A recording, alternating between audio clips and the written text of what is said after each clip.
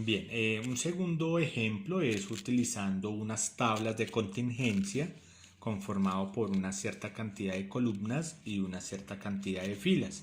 En este caso tenemos una tabla de 3 columnas por 2 filas con sus respectivos totales. Bien, el ejercicio es el siguiente. La siguiente tabla muestra la aprobación de una muestra de deportistas para vincularse a equipos profesionales de acuerdo a su rendimiento, siendo evaluados por 3 técnicos: técnico 1, técnico 2, técnico número 3. Bien, a un nivel de confianza del 90%, contrastar la hipótesis que la proporción de jugadores no aprobados es equivalente por los 3 técnicos. ¿Sí? Se quiere evaluar si los 3 técnicos tienen una decisión, digamos, ecuánime, ¿sí? Frente a la aprobación y a la desaprobación de los jugadores. Entonces tenemos las cantidades observadas, ¿sí? El técnico número 1 aprobó 50 jugadores y desaprobó a 5 para un total de 55 evaluados. El técnico número 2 aprobó a 47, desaprobó a 14 para un total de 61. Lo mismo con el técnico 3, aprobó 56, no aprobó a 8 para un total de 68. La suma de los aprobados fue 156, la suma de los no aprobados fue 27. El total de las filas tiene que coincidir con el total de columnas, que es 180. Bien, y estos son los datos observados. Bueno, entonces se quiere evaluar las hipótesis donde si los datos observados se asemejan a los esperados, quiere decir que la decisión de los 3 técnicos es ecuánime, ¿sí? Y la hipótesis alternativa, pues digamos la decisión de los 3 técnicos son independientes unos con otros. Bueno, entonces se hace una nueva tabla para hallar los datos esperados. Entonces recuerden que los datos esperados se realizan para todos los casos multiplicando n por p. Bien, bueno, entonces en este caso y en todas las tablas se hace de la siguiente manera. Entonces vamos a calcular la cantidad de estudiantes, de jugadores aprobados por el técnico 1, ¿sí? Entonces se observó que hay 50. Vamos a ver qué dicen las probabilidades.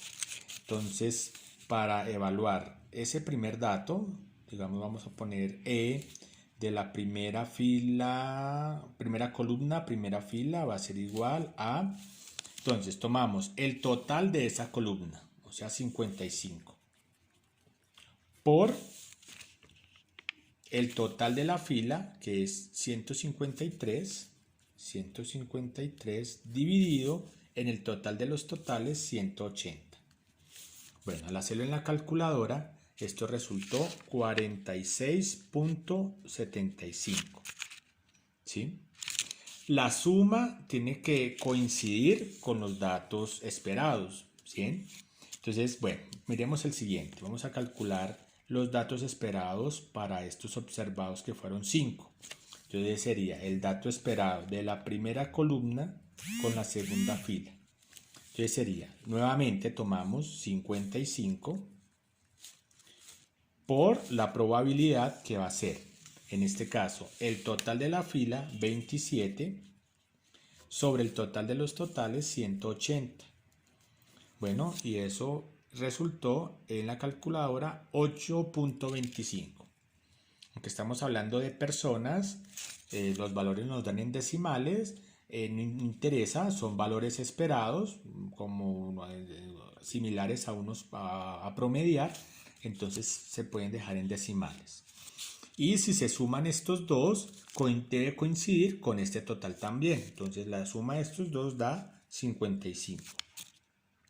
Bien, entonces así sucesivamente. Por ejemplo, para los datos esperados de estos 47, entonces sería el dato esperado de la segunda columna con la primera fila, entonces va a ser, seguimos con el mismo procedimiento, 61 por el total de la fila, 153 sobre 180, y nos resulta 51.85.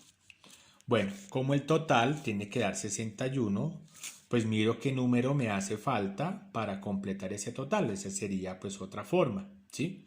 O pues también lo calculamos de esta misma manera. Entonces calculémoslo. A ver, de la columna número 2, fila 2, sería 61 por el total de esa fila, 27, sobre el total de los totales, 180, y pues va a dar 9.15. Bueno, así sucesivamente. También lo podemos hacer como esta fila me tiene que dar 153, pues qué número me hace falta acá. Entonces pues haciendo la suma y la resta sería 54.4. Lo mismo para acá, este total me tiene que dar 27. Ya tengo estas dos cantidades, entonces me hace falta 9.6. Y este total, estos dos valores, al sumarlos, pues me va a dar 64. Y también el total de filas con el total de columnas, 180. Bien, entonces bueno, ya tenemos la tabla de los datos esperados que se calcula en todos los casos de estas tablas de contingencia de esa manera. Entonces recuerden, es el total de la columna por el total de la fila dividido en el total de los totales, ¿sí? Para cada uno de los valores. Bueno, ya teniendo los datos esperados, pues vamos a ver la gráfica, vamos a ver qué valor limita aquí entre la decisión de aceptación y de rechazo de la hipótesis nula. Entonces en este caso va a ser el número de columnas, entonces número de columnas menos 1 por el número de filas menos 1. Esos son los grados de libertad. Entonces en este caso tenemos 3 columnas menos 1, 2 por 2 filas menos 1, 1. Entonces tenemos acá 3 columnas menos 1, 2 por 2 filas menos 1, 1. Entonces 2 por 1, 2 son los grados de libertad, ¿sí? Y a un nivel de confianza del 90%.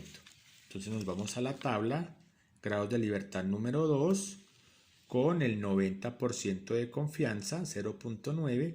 Entonces ese valor de chi cuadrado es 4.605. Entonces lo ubicamos acá, 4.605.